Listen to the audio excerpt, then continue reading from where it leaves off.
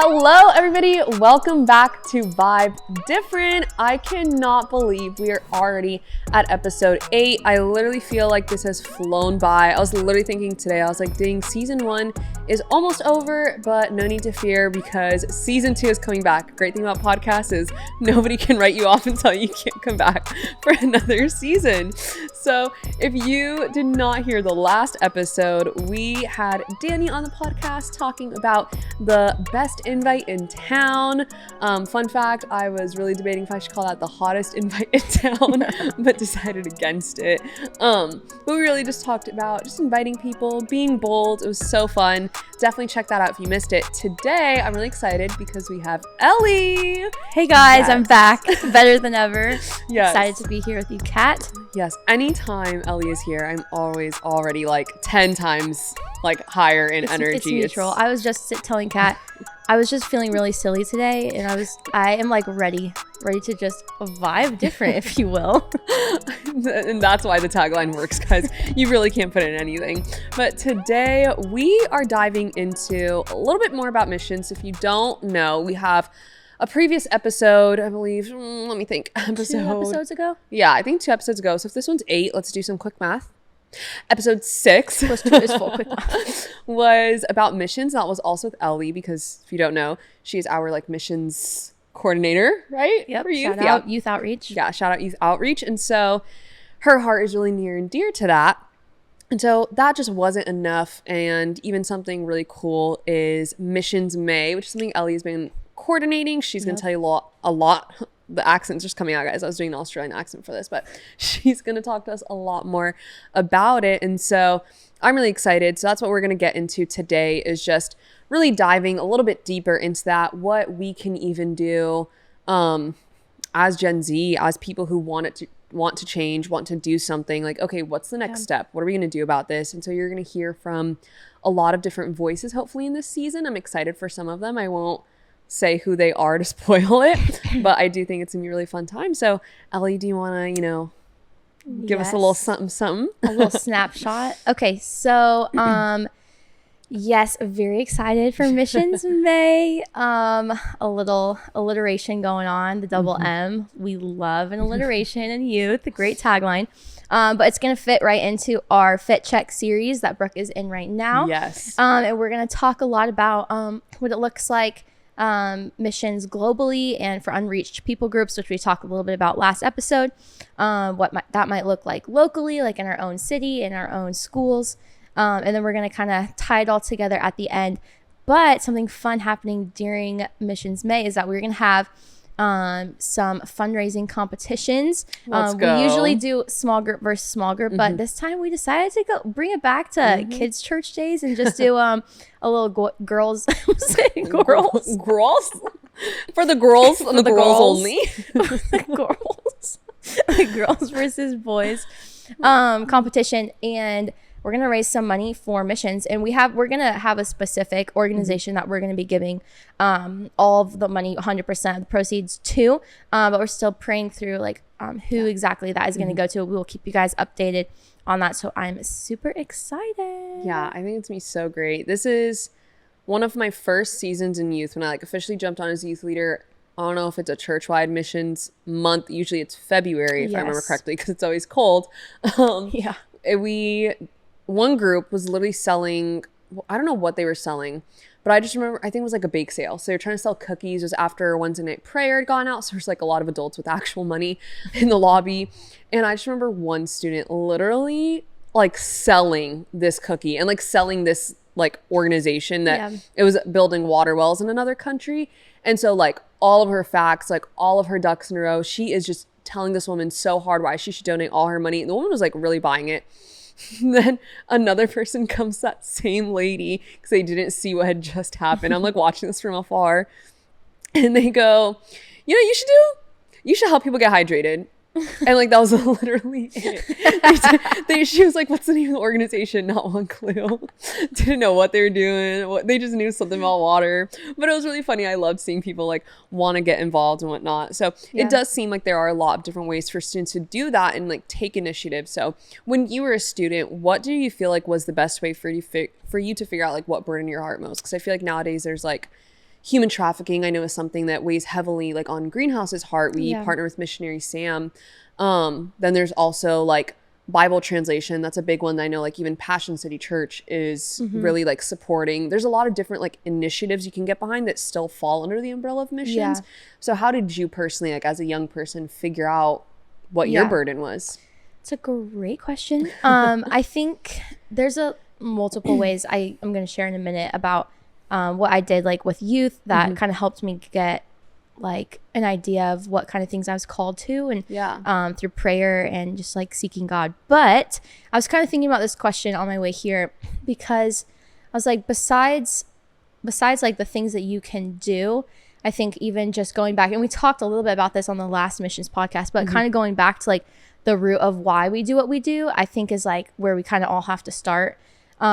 Because if we're just doing things to strive or to just do, then we're eventually just gonna like, you know. And so I was just thinking about even I know a lot of you guys are probably familiar with this, but like mission, and we talked about how missions is a broad topic, but ultimately like what missions is it's our call as Christians to make Jesus known in this world. And when Jesus is leaving the earth at the end of like the Gospels and the beginning of the book of Acts in the Bible, he leaves us with the Great Commission, which is to make disciples of all nations. And I think even just with like kind of that lens going into things, I think is super important. Just because, like I said, when you start doing things just out of like, you might start like my friends are doing them, and that's fine. Like if you were doing it because your friends are doing it, honestly, like that's one way to start, and that's okay. But like if you continue like that, like it won't be as lasting. And our goal as a follower of Jesus is to make Jesus known. So I did things like Gainesville Outreach, which we'll talk more about, because we are still doing that, or going on missions trips with youth. I was involved in those when I was in youth as well, and then just kind of stepping out into things I wasn't super sure about, a little bit outside of my comfort zone, maybe, inviting people from my school to youth, all those things. That's really great. Yeah. I love that you mentioned like stepping outside of your comfort zone. Because I know that even I feel like something that's been like on my heart a lot recently, because, you know, post-grad life is a lot of what are you doing next? Like, what are you going to do? And as somebody who is a monumental planner, if I ever have like, if the answer is ever, I don't know, to something, it really does make me panic, which I am working on. I'm trying to give that to Jesus. But I know even just like doing that, getting outside of your comfort zone and saying, you know what, I don't know if this is what I'm going to love, but I'm going to try it. Like, honestly, that was how I felt about youth ministry. Like, I didn't even know if I was going to love it. Teenagers really did scare me. Like, there was just so many things. I was like, okay, God, like, I really don't know, but there's at least a little bit of an interest there, so why not? And my friends were also doing it, so I was like, okay, let me give it a shot.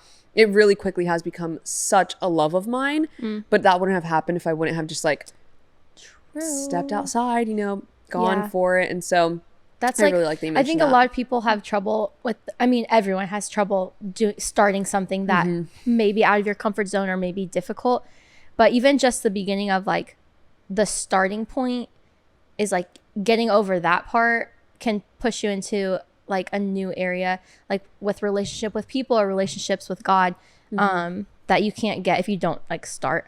I was also thinking about this because the other day, guys, listen, me and Kat were at the food truck rally after church, and we got Puerto Rican food truck. It was so good. Delicioso, if you will. I don't remember. I got an empanadilla de You got it. Planton. Plátano? There you go. There we go. Learning. And I had, it's like meat with like plantains in it. So good. In an empanada. And so me and Kat were eating inside because it was so hot outside. And Mike Lane walked by and he was like, he literally was like, oh my gosh, that looks so good. Can I try it? And I was like, yeah, sure. If you guys don't know Mike Lane, shout out. He's our college pastor, and he's about to move to Tampa to be our Tampa campus pastor. We love him great. Yeah. so much. One of my favorite people on this planet. Excuse me. And he was like, can I try that? It looks so good. I was like, yeah, sure, bro. Like, for sure.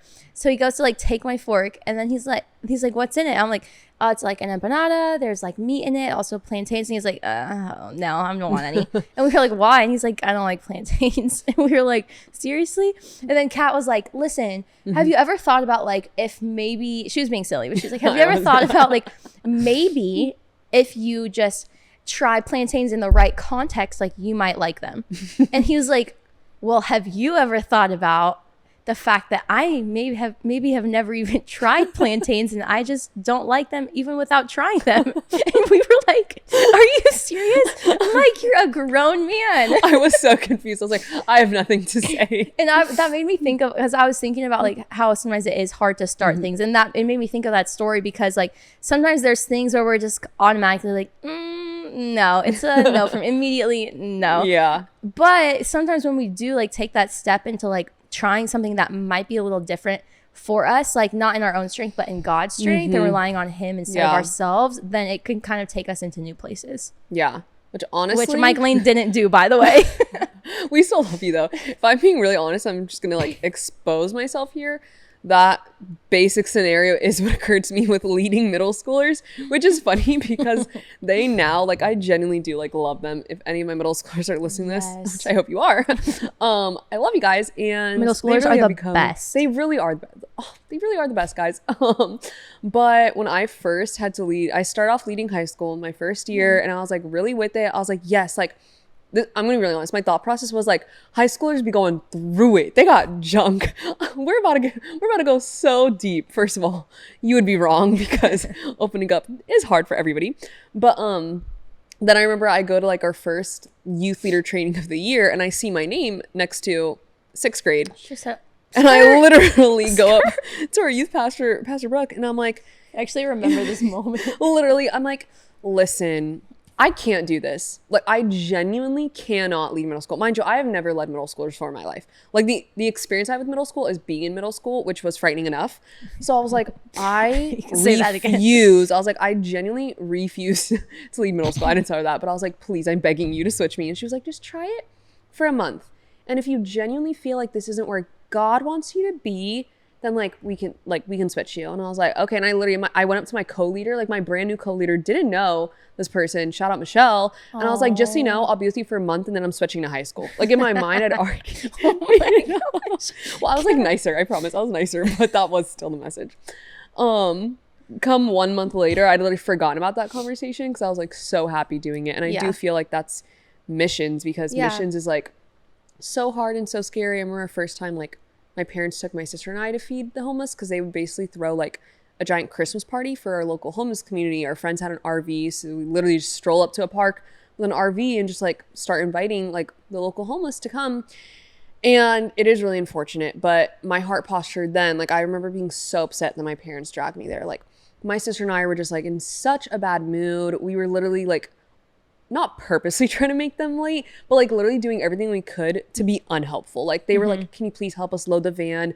Attitude about it, like so bratty. And it's just such a shame. Then we get there, and like leaving there, it was genuinely such a different mindset. And I was like, I remember crying that night, and I was like, God, I am so sorry. Like I can't believe I almost missed out on the opportunity to like meet all these amazing people. But also I'm like so sorry that I was so closed off to like loving people. Like it was just such a shame. And luckily God was so gracious and really turned that. And so were my parents, and like really taught my sister and I a lot in that moment.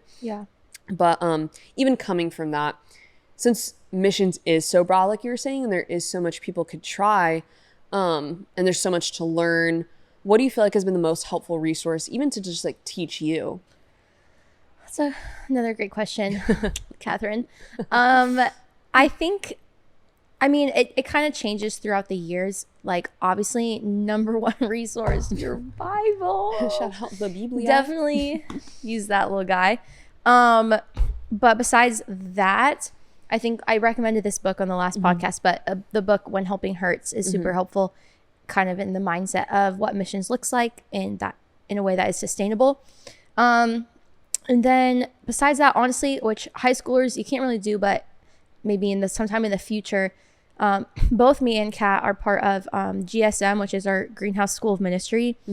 And just like going through some of our courses, especially this semester, like going through the Old Testament and New Testament course, So like helpful. we got kind of an overview of how the entire Bible points to Jesus and who he is. And even just knowing more about Jesus and his heart through the entirety of the Bible, instead of like me just reading like Matthew, Mark, Luke, and John and like Romans. Like even just And knowing, and that sounds good. Even just knowing that context, I think has been like really helpful in like being able to answer people's questions about God, and kind of, and I don't know all the answers, but I have more of a context of kind of where things are in the Bible, and like what Jesus' heart is behind those things. So any way that you can learn more about Jesus or more about what his word says, I would say like go for that. Like if you're a super visual person, like maybe like look up sermons on YouTube. Maybe for, even at other youth groups like can stream, like serve, like bigger churches like stream their youth services, or even on Sunday church. Maybe it's listening to more podcasts. Like there's literally a podcast on everything, guys. I listen to a snack podcast and they like have a snack topic every like 2 times a week, and they like really go in depth on these types of snacks. It's so fun, by the way. But like you could literally find like topics on missions or topics on like certain things that like you want to learn more about. So I would say like all this technology we have, like use it to your advantage. And like find some of those things, whatever works for you, whether that's reading a book, watching something, listening to something, talking to your leaders more. Any way you can kind of connect more with who God is always going to be helpful. Absolutely. Yeah, that's really good. You know, I definitely also like, I know Bible Project is such a good resource. Really good videos. They've really been helping me. They honestly, it's kind of funny. I really did not understand heaven until like probably January, and Bible Project had a great video. So now I'm actually not afraid. Yeah, they do like topics or books of the Bible and just do like a breakdown visually. It's, you guys really should. Yeah, it's very elevated. Like very visual. That's great. So with summer coming up, literally, yay. Ellie and I talk probably once a day about how summer revives us. No, literally, like in the soul. Like it's deep, guys. It's really deep. But with summer coming up, our students are going to find themselves with some extra time on their hands. So what was your favorite way to fundraise for missions before, when you were a student, you know, a little broke? Yes. Well, I don't really know.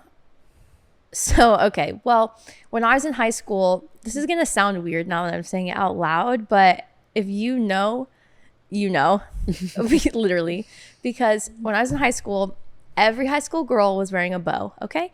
It was a thing. I don't know how else to I think that trend hit me when I was in middle school. You would take this little front piece of hair, you would swoop it to the side, and then you would clip it with a bow, or you do 2 back and clip it in the back with a bow.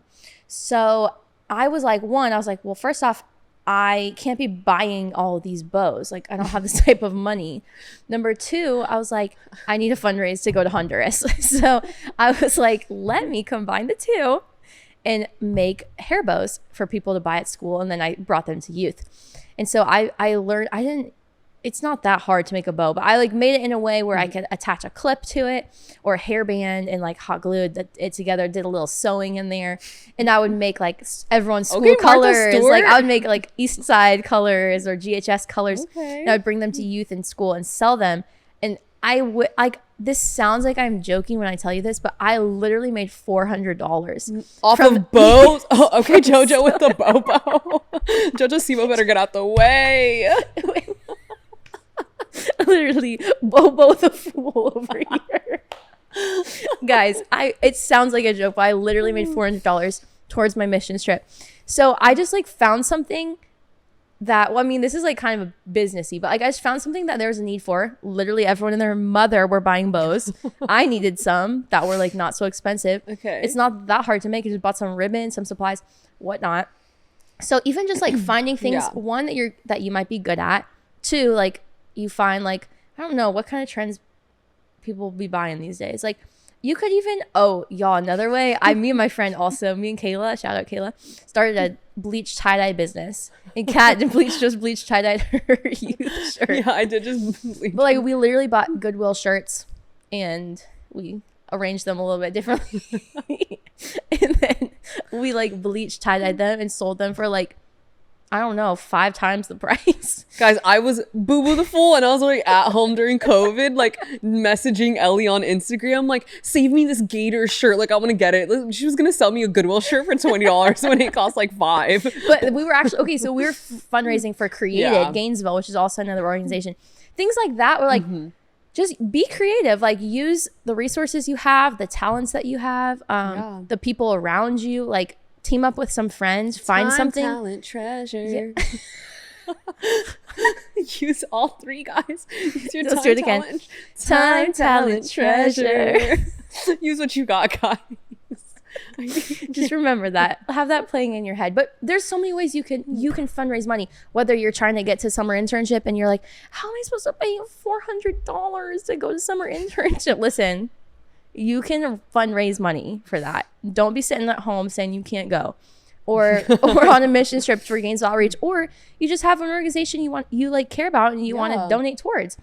Or in Missions May, for example, how can you, your small group, you and your leaders, like maximize what you already have and kind of make that in a way that is helpful to other people. Yeah, that's really great. I'm just thinking of this really funny story. It's probably not that funny, but I do remember, shout out Mama T. I Terry. love Mama T. Guys, I love my mom. I feel like I talk about her so much. She's here. You do.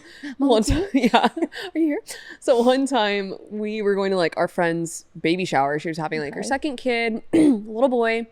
And of course I was like a teenager. So I was like, okay, mommy, what gift did you get to put all of our names on? And she was like, well, I let her know that I made a donation to a water well organization in the baby's name. And so that's like the gift. And so literally I remember my sister and I like looking at my mom and we were like, you're joking. You're joking, right? Like you didn't. You didn't. Like, where's the actual gift? Like, come on. And she was like, then she explained her heart behind it. She's like, no, like, this is going to be a baby that we're like declaring that he will like live generously, like all the days of his life. Yeah. Like, it was so sweet what she said. Yeah. It was very like well thought out, like very prayed through. Yeah. But I remember at the time, like my small minded materialistic brain was like, bro, you couldn't get him a teddy bear, a book. Like Tim Tebow has 2. A blanket. That is funny. Shout out Mama T. Always thinking of others. Oh, love her. But that's great. I personally would rock one of your bows. I really would. Yeah, I probably still have some in the back of a closet somewhere. Gotta dust them off for when it circles shirts. But that's really great. So even learning how to be involved in missions, I know that you mentioned like we have some summer events coming up. Launch camp for our middle schoolers. I literally cannot wait. If you're a high schooler though, you can help. Oh yeah, sorry, it's Wild Water. So that was Water. shh. The sound effects today, guys. You have so many text tone options coming out of this podcast. But even we already mentioned Go. It's for middle and high school. Okay. Period. Summer invite nights. Our summer kickoff parties. They become fun. Y'all, the summer kickoff, every year it gets better. I don't know how, but it gets better. It really does. Like, invite your friends. Yeah. Not to toot our own horn, but the point of all of this is to say, summer internship, the point of all of this is to say, there's so many different ways, even if you're like, well, I'm not going to leave the country. I can't invite my friends to like some random far off foreign land. So where am I supposed to invite them to? And maybe you're like, I don't know if they're like Sunday church vibes, which first of all, anybody can be Sunday church vibes. Like y'all know what I mean? Like you have that one friend that you're like, I don't know if I can invite them to like Sunday, first of all, invite them, but invite them to something like this, like something that really is meant to reach people where they're at. Like that really is the point of missions. I loved hearing from our missions director, Pastor Andrea. Even during GSM, she taught a course on missions. And one thing she said is like, we are supposed to meet people where they're at. Like what needs do they have? Not what needs do we think they have? Not like where do we think they are, but let's talk to them and find things out and then see. So like even talk to your friend, like, is your friend lacking community? Like, do they always say they're lonely? Hey, like I would love for you to come hang out with me in my small group, or like I would love to invite you to come join me and my youth leader as like we come get lunch. Or like, is your friend like honestly lacking food? Like, hey, I'm gonna be like a missionary to my friend and I'm gonna pack an extra peanut butter jelly sandwich for them. Or like, honestly, tell your youth leaders, like you ask enough youth leaders, like you can get money to give them a gift card so you can go get lunch. Like very true. These are things that people would love to help you with. So definitely don't count yourself out thinking that like you have to wait or that you just like won't be able to help, because there are needs right here for people your age that you definitely can help. So that's good. And if you're struggling with like, I don't know if I am or am not, I would say the question to ask yourself, like, what am I doing right now that is making Jesus known? And if the answer is, I don't really know, I'm not doing that, then maybe reassess some of those things, like what Kat was saying. How can I be making Jesus known in my school or in my family or in my neighborhood? Yeah, that's really good for sure. So even with that was great. I really want to encourage you guys, stick around for Missions May. It is going to be such a fun time. I'm really excited. I personally am excited to learn more about this because I have not really stretched the missions part of my brain. So I'm excited to even just hear what's the right way to do it. Justice is a really big topic that I also don't feel like I'm the most educated person on. So I'm really excited to even learn and hear more from people about that. Before we go, of course, we've got to play If You Know. You know. Here we go, yo. Here we go, yo. Love being the modern day William Shakespeare, if you will. But I wanted to ask you, Ellie, and you said you were silly, so hopefully this goes with it. No pressure. What is your favorite youth summer memory with summer quickly approaching? Oh, I was also thinking about this on my way here, and I have a hard time making a decision on my favorite of something. I love like this past summer or like of all time. Of all time. Oh, wow, me. Lord help me. I would say, I think I love like the simple moments. Like I can just like, when I think of like summer internship things, like I just think of like, I can picture like a scene, like almost a scene from a movie in my head. Like for instance, last summer we were at an Airbnb for our kickoff trip. And we were all making pizza in the kitchen, and we were like listening to worship music in the kitchen, and like Danny and Kat were pretending to be Ratatouille and like curl each other's hair and like fix up pizza, and just like people were dancing around like worshiping God, and we were making pizza, and we were all sun-kissed from the beach, like things like that, like some of the really small things I absolutely love. And then I love camp. You know this about me. It's like one of my favorite things in the world. Someone thrives in summer camp, and that's someone's Ellie. That is me. So launch camp is always like so fun to me, and doing like crazy games. Like last time we had like, remember when Danny was eating out of that doo-doo diaper? Oh my gosh, guys, we took like a baby diaper and put like nougat. What's nougat? What is it? It's like the crushed nut or whatever. Yeah. And like chocolate and like Nutella, and we spread it in a diaper and we made them eat. Please go back on the Instagram and look at it. It's like actually foul. And like we like made Brooke into like a pie with like weird stuff on it. It's just like the fun random things that we get to do, and like the chants and the cheers and stuff, but then also get to have like those moments where we're like just with Jesus and with each other. It just makes my heart very happy. Oh, that's so sweet. I thought you were going to say something really crazy, but then you said something really sweet. Oh, what did you think I was going to say crazy? I don't know. I thought you were going to be like, rah, I just love you. Rah. And then you were like, it's the I can be simple like things. that. I can be like that. I love it. But today I was feeling senti. Sentimental for our other viewers. It's my job, lingo bingo, to continue translating. But okay, so to wrap it up, thank you guys so much even for listening. Ellie, anytime you're on here, my cheeks literally hurt from like laughing and smiling. It's a joy. Love having you. Definitely feel free to follow us on Instagram at greenhouse_youth. Check us out on TikTok. Yep. That's definitely a good time. And if you're in the Gainesville area and you want to come hang with us on a Wednesday night, we would love that. 6:45 at Greenhouse Church. Before we go, I definitely want to leave you guys with some good old affirmations to say, because I really want you guys to know the truth of yourselves and who you are, and see yourselves the way God sees you and the way we see you. So you know the drill. You can play it back and repeat after me. I have the power of Christ in me. I'm chosen, seen, and loved. I'm more than a conqueror. I will refuse to be moved by the tides of culture, but I will follow Christ. I'm not another statistic, but I will be a part of changing the narrative for Gen Z. We will be full of life, walk in love, and trust in Jesus. Before you go, remember to chase the faith and not the feelings. We'll see you next time. Bye.